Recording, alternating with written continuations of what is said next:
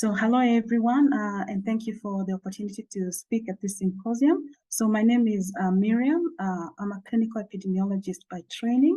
I am from Kenya and I am based in Nairobi. Most of my work has been on designing and implementing and evaluating health interventions in low and middle income countries.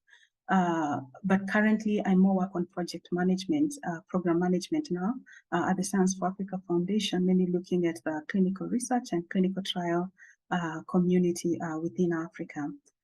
So it's a pleasure to really be here, and thanks for the opportunity. So my talk will be very high level because there's not much details I can give within the 10 minutes. But maybe first of all, to kick us off, I cannot advance my slides for some reasons.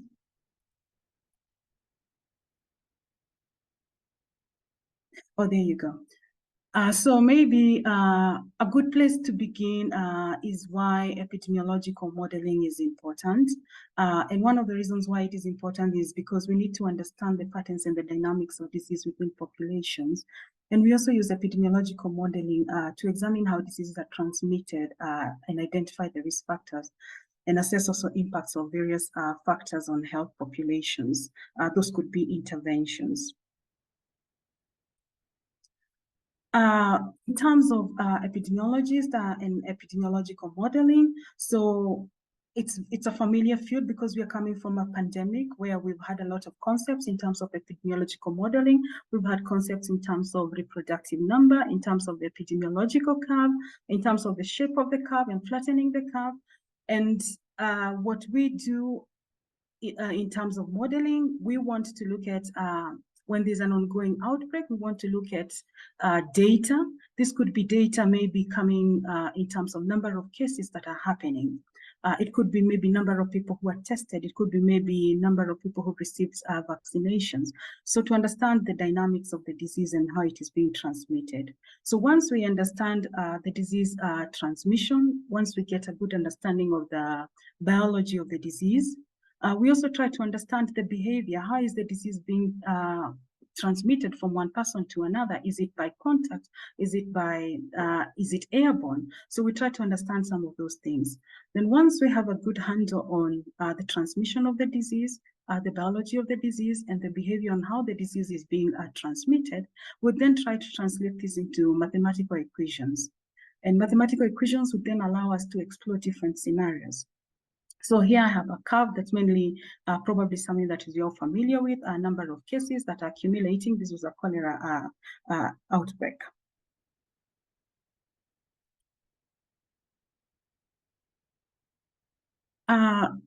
Maybe I can briefly touch on a simple outbreak model.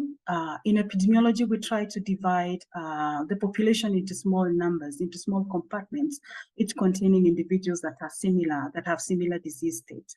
So the first compartment would be like, we probably have heard about the SIR model. So we probably have the first compartment where we have people who are susceptible. So these are individuals who have not yet acquired the disease, but they have capacity to get the disease. And the second compartment within which we can think about modeling outbreaks or modeling infectious diseases is another compartment of people who are infected. So these are people who've already been exposed to the disease and they are infected, and they also have capacity to transmit the infection. And the last compartment of a simple outbreak model would be the recovered or the resistant or the removed. And more technical, and people will use different terms to describe that category. So these will mainly be individuals who have been infected or have recovered. So maybe to illustrate these in a picture. So here is an SIR model where we have people in a population. We have susceptibles, we have people who are infected, and we have people who've recovered. And in terms of modeling, we then try to make sure, we try to fit the parameters to make sure that they somehow model the data that we had collected on the outbreak. So we have people moving from susceptible, moving into infections, and people moving from infections into recovered. And of course, we can try to refine this ISR model and add more complexities to it and add more parameters.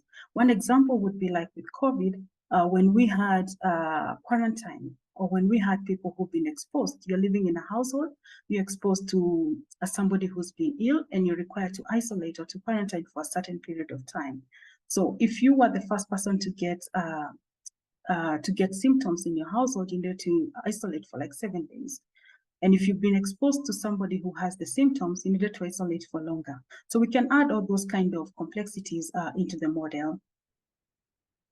And here I try to show the same way we can now add a different category that comes in between the infected and the susceptible. So people who are susceptible, they don't have the infection. And then we can have people in a different state who are exposed.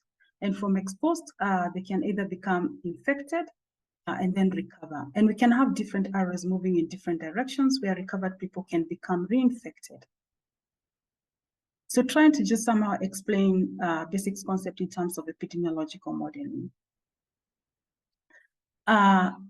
Apart from just adding epidemiological parameters like exposure, we can also add aspects like age, but we can also add other parameters to assess scenarios to see what happens when we add different interventions. One intervention that we are familiar with from the COVID was social distancing. And we're all familiar with the epidemiological curve and wanting to see what happens when we introduce different measures. So this is one way that modeling can be used to map the evolution of an outbreak and also to see what measures can be used to address or to control the outbreak. So another parameters that might be important to keep in mind as we're doing epidemiological modeling of infectious diseases is like healthcare capacities, because we do know once we have an outbreak that is growing without control, then we overrun the healthcare capacities in the healthcare systems. So we introduce measures that can be used to treat or that can be used to control the spread of the outbreak. So by introducing different scenarios, it could be social distancing, it could be introducing a vaccine, or choosing to treat all and seeing how those different scenarios can be used to control the outbreak. Summary, why do we need to do modeling? Measuring of effective interventions by direct observation is almost impossible. Unlike when you're doing drug testing, where people can take a drug and you can measure and evaluate from a patient level how they're doing in response to the drug, it's almost impossible to do that in epidemiology of outbreaks, because you need to measure these parameters at a population level.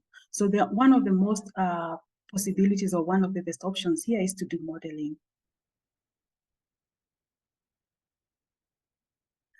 I wanted, for the last slide, I wanted to discuss some of the important developments and opportunities for cross-disciplinary collaborations.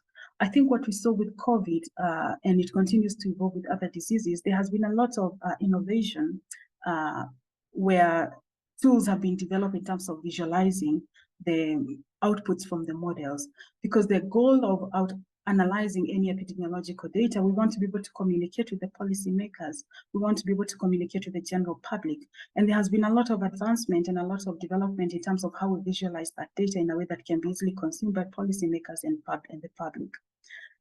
I think in the first session, we did speak about how to bring all this together.